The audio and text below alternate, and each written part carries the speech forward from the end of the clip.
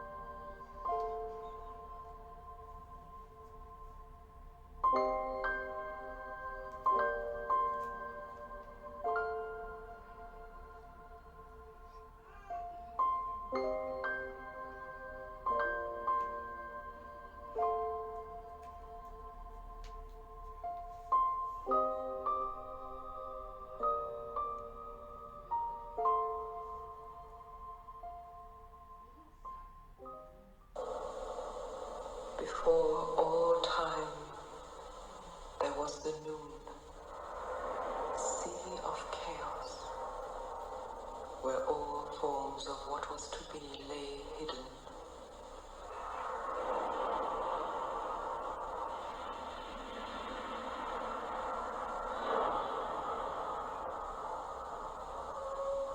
Within the heart of the living noon stirred the spirit of the waters, the great snake, Apep.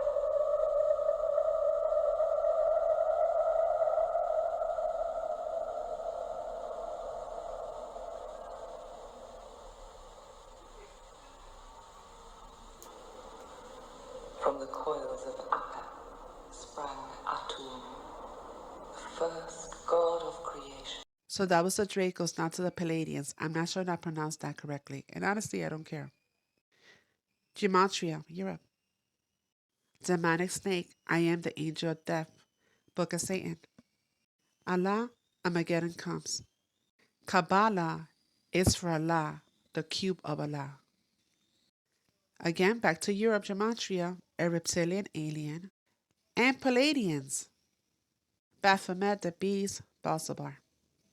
So these are Palladians or Nordic aliens. They look human, but they're not. And the governments of the world have been working with them forever. Right there, inner Earth, Nordics. Right underneath, the three cities that run the world: District of Columbia, Washington, D.C., City of London, and Vatican City. Notice the emblem for the United States Space Force?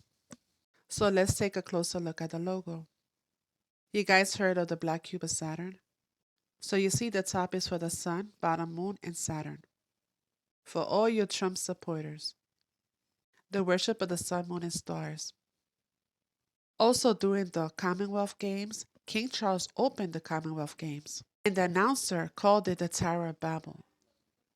London, Gematria, demonic being, fallen angel, Gog and Magog. The message is urgent, and I beg you to wake up.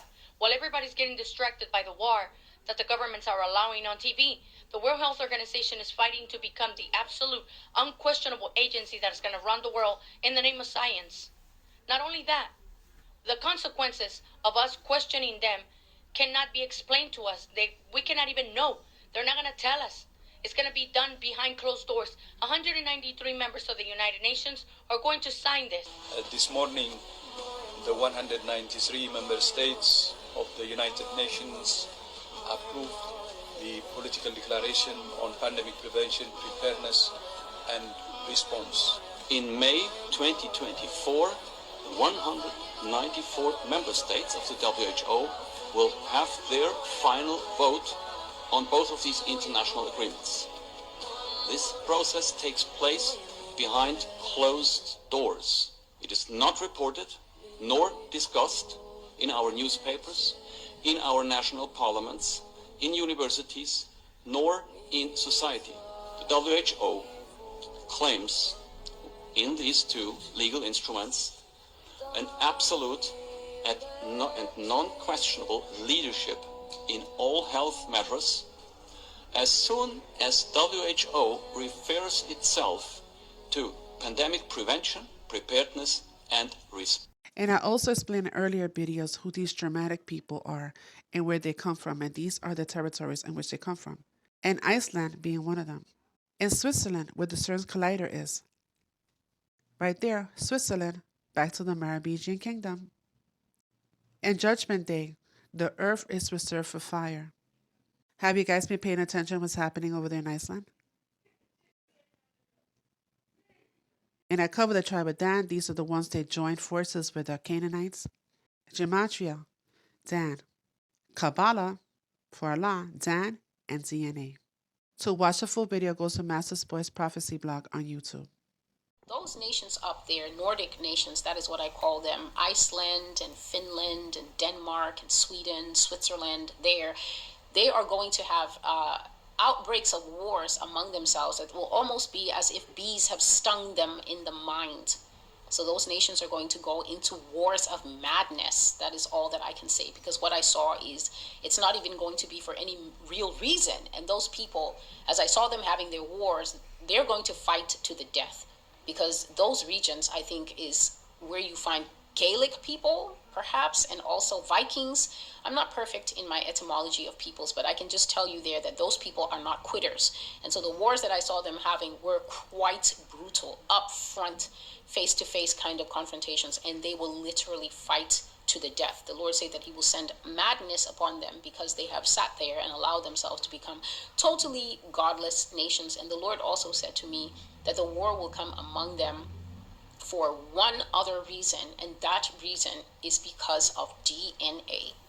DNA, that there is a thread flowing in the bloodline up there, and God says that because this is the time of the end and all scores must be settled, that thread up there is going to be eliminated.